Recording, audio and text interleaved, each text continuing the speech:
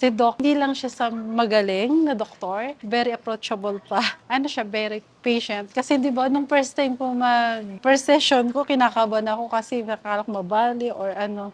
Pero dahil sa kanya, parang mas panatag yung loob ko na ituloy ulit yon. Kaya 100% Doc Rob. Malaking improvement, masaya. Para sa akin, nung simula na start yung session, dito kay Doc Rob, malaking improvement dahil nakakatulog na ako. Hindi na sumasakit yung likod ko.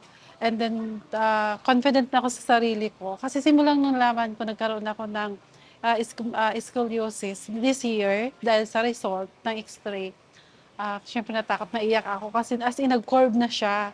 And then nung pumunta ko dito kay Doc Rob, plan lang namin, magtanong lang kung anong pwedeng gawin. So, I'm planning na umuwi ng Bicol na para doon ako magpagaling. Na-encourage ako and then in-explain naman ni Doc Rob kung ano ang dapat kong gawin. And then ang first session, tuloy-tuloy hanggang ngayon, malaki pong improvement siya. Compare last year, akala ko ano lang siya, yung sakit na parang ordinaryong sakit lang siya.